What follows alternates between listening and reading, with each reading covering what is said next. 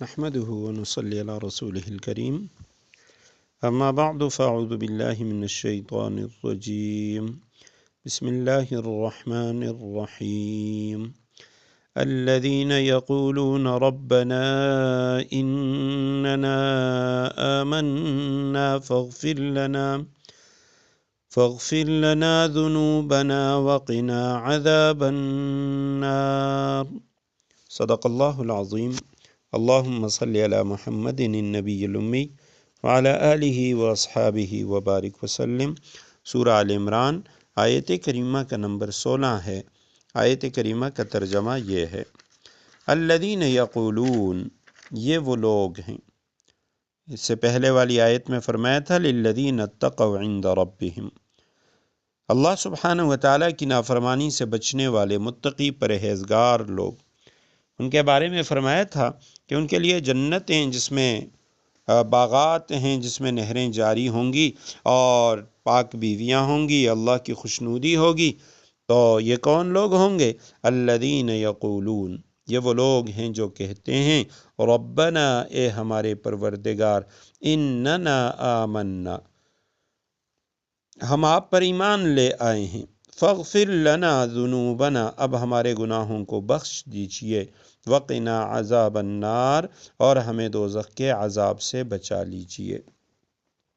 الذین یقولون، وہ لوگ جو کہتے ہیں ربنا، اے ہمارے پروردگار، جمع کا صیغہ ہے، اننا آمنا، بے شک ہم، آمنا، ایمان لے آئے ہیں آپ پہ، فاغفر، پس بخش دیجئے، معاف کر دیجئے، لنا، ہمیں معاف کر دیجئے، ہمارے گناہوں کو بخش دیجئے۔ ذنوب ذنب کی جمع، گناہ، نا ہمارے، فاغفر لنا ذنوبنا، ہمارے گناہ بخش دیجئے، وقنا، اور ہمیں بچا لیجئے، عذاب النار، جہنم کے عذاب سے، آگ کے عذاب سے۔ وقا، یقی، اس کے معنی ہوتے ہیں بچانا، تو اب ہمیں بچا دیجئے عذاب نار سے، جہنم کی آگ سے۔ تو یہاں متقی لوگوں کی صفت بیان کی گئی ہے کہ متقی لوگ وہ ہیں جو اللہ سبحانہ وتعالیٰ سے دعا کرتے ہیں اور کہتے ہیں کہ اللہ ہمارے گناہوں کو معاف فرما اور ہمیں جہنم کے آگ سے بچا۔ مومن کو دعا کی تلقین کی گئی ہے۔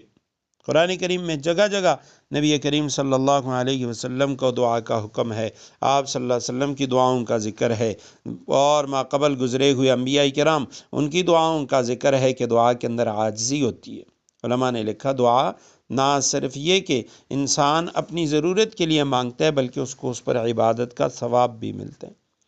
ایک حدیث میں ہے کہ الدعاء هو العبادہ، دعا ہی عبادت ہے۔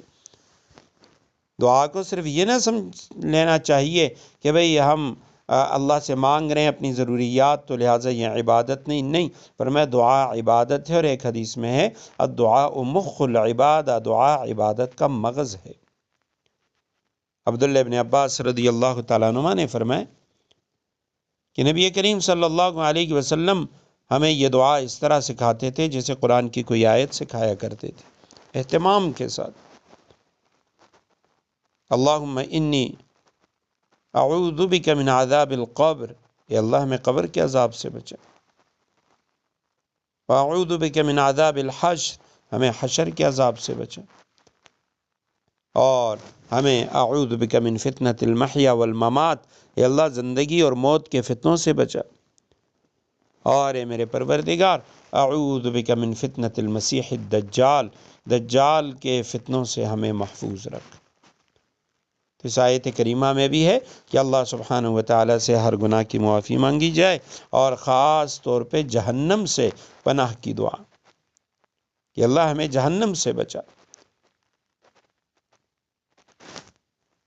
تو اس آیت کریمہ میں جو متقی لوگوں کی تعریف کی گئی، صفت بیان کی گئی، وہ یہ ہے کہ وہ لوگ ہمیشہ اللہ سبحانہ وتعالیٰ سے گناہوں کی بخشش، دوزخ کے عذاب سے پناہ کی دعا مانگتے ہیں۔